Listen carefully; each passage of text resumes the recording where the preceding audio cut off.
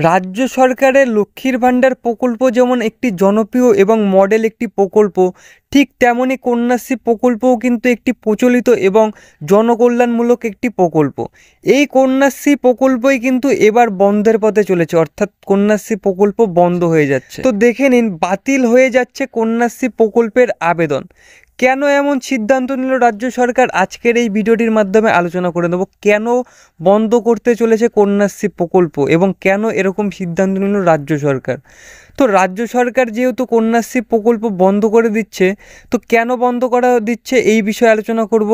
আপাতত অর্থাৎ এখন যারা এই কন্যাশ্রী প্রকল্প থেকে সুবিধা নিচ্ছেন অর্থাৎ সুবিধা পাচ্ছেন, তারা কি এই প্রকল্প থেকে সুবিধা অর্থাৎ অর্থ সাহায্য আর পাবে না? তো এই কন্যাশ্রী প্রকল্পর আবেদন বাতিল সম্পর্কে স্কুল কর্তৃপক্ষর কী বক্তব্য, সেই বিষয়ে আজকের এই ভিডিওটির মাধ্যমে আলোচনা করে আপনাদেরকে জানানো হবে। তো ভিডিওটি শুরু করার আগে আপনাদের সকলকে ছোট্ট একটি রিকোয়েস্ট করতে চাইছি। আমি সুব্রত, আপনি দেখছেন এসএস অনলাইন সলিউশন। আপনি যদি আমার চ্যানেলে নতুন হয়ে থাকেন তবে চ্যানেলটিতে সাবস্ক্রাইব করে পাশে থাকা বেল নোটিফিকেশনটি প্লিজ অন করে রাখবেন। ভিডিওটি ভালো লাগলে পরে অবশ্যই ভিডিওটিতে লাইক, কমেন্ট এবং সবার সুবিধার্থে শেয়ার করতে পারেন। তো চলুন ভিডিওটি শুরু করা যাক। দেশের মেয়েদের পড়াশোনার খরচ চালানোর জন্য রাজ্য সরকারের অন্যতম এবং অত্যন্ত গুরুত্বপূর্ণ প্রকল্প হলো এই কন্যাশ্রী প্রকল্প। তবে সম্প্রতি এই প্রকল্পের জালিয়াতির অভিযোগ সামনে এসেছে। বিবাহিত মহিলারা ভুয়ো ডকুমেন্ট দিয়ে কন্যাশ্রী প্রকল্পের টাকা তুলে নিচ্ছে, আর এর পিছনে নাকি হাত রয়েছে ব্লকের কিছু কর্মী ও স্থানীয় প্রভাবশালীদের হাত রয়েছে, এমনটাই কিন্তু রাজ্য সরকার দাবি করেছে। তো এবার প্রশ্ন হলো, কিভাবে ধরা পড়ল এই জালিয়াতি?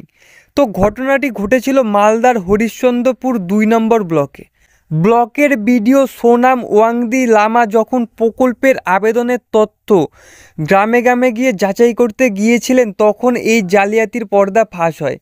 তিনি যখন আবেদনকারীদের বাড়ি গিয়ে ডকুমেন্ট খতিয়ে দেখেন এবং ডকুমেন্ট খতিয়ে দেখার পর কিন্তু তার চক্ষু চড়ক গাছে উঠে যায়, অর্থাৎ তিনি চমকে ওঠেন।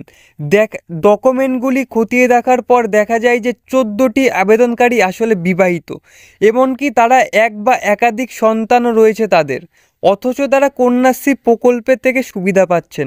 এরকমটা দেখতে পেরে কিন্তু বিডিও সোনাম ওয়াংদি লামা কিন্তু চমকে ওঠেন। এরকমটাও হচ্ছে কন্যাশ্রী প্রকল্পে এবং এর পিছনে কিন্তু স্থানীয় প্রভাবশালীদের হাতও রয়েছে। তো কিভাবে চলছিল এই প্রতারণা, এই বিষয়ে কিন্তু এবার আলোচনা করব। আসলে অনেক দিন ধরেই বিবাহিত মহিলারা ভুয়ো অবিবাহিত সার্টিফিকেট বানিয়ে আবেদন করেছিলেন। এমনকি এই টাকা পাইয়ে দেওয়ার প্রতিশ্রুতি দিয়েছিলেন ব্লকের কিছু অসাধু কর্মী এবং পঞ্চায়েতের ব্যক্তিরা, যারা অগ্রিম 2 থেকে 5,000 টাকা করে নিয়েছিল পরিবারগুলি থেকে। তো বোঝা গেল, প্রলোভন দেখিয়েছিল কিছু পরিবারকে কিছু টাকার বিনিময়ে তাদেরকে কন্যাশ্রী প্রকল্প থেকে টাকা পাইয়ে দেওয়ার। এক আবেদনকারী জানিয়েছেন যে তার ভাইজির বিয়ে হয়ে গিয়েছে গত 3 বছর আগে, তার একটা সন্তান রয়েছে, তবুও ব্লকের কিছু লোক এসে 5,000 টাকা চেয়েছিল, কিন্তু 3,000 টাকা দেওয়া হয়েছে তাকে। ঠিক একই ধরনের অভিজ্ঞতায় শেয়ার করেছেন শাবনাজ খাতুন, আর তারও বিয়ে হয়ে গিয়েছিল, পরে ডিভোর্সও হয়ে যায়। তিনিও কন্যাশ্রীর জন্য আবেদন করেন এবং ব্লকের লোকজন এসে 3500 টাকা দাবি করেন, যা তিনি দিতে বাধ্যও হয়েছিলেন। তো এবার আমরা আলোচনা করব স্কুল কর্তৃপক্ষের বক্তব্য কি এই কন্যাশ্রী প্রকল্প সম্পর্কে।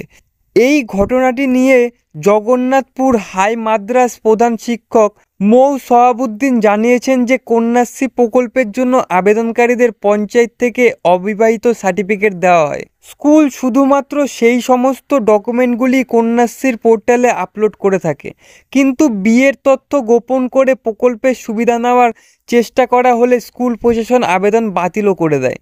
তো এবার আমরা আলোচনা করব ব্লক প্রশাসনের পদক্ষেপ কি এই কন্যাশ্রী প্রকল্প সম্পর্কে। এই ঘটনার পর বিডিও তাপস কুমার পাল জানিয়েছেন, ব্লকের কোনো কর্মী যদি এই প্রতারণার সঙ্গে যুক্ত থাকে বা তার হাত থেকে থাকে, তাহলে তার বিরুদ্ধে কঠোর এবং কঠোরতম শাস্তির ব্যবস্থা নেওয়া হোক। ইতিমধ্যে এই ব্লকের কর্মীর বিরুদ্ধে তদন্ত শুরু হয়ে গিয়েছে রাজ্য সরকারের তরফ থেকে।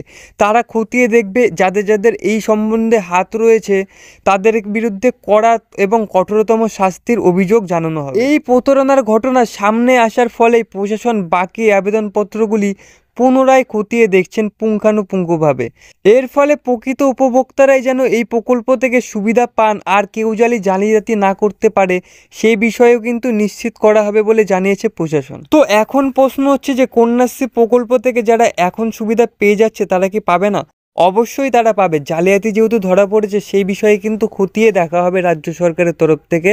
যারা কন্যাশ্রী প্রকল্প থেকে সুবিধা পাচ্ছে তারা বরাবর সুবিধা পেয়ে যাবে। এটা মা বোনেদের প্রকল্প, তারা কিন্তু কেউ বঞ্চিত হবে না যদি সঠিক সুবিধাভোগী হয়ে থাকে। তো আজকের ভিডিওটি এখানেই শেষ হলো। আমি সুব্রত, আপনারা দেখছেন এসএস অনলাইন সলিউশন।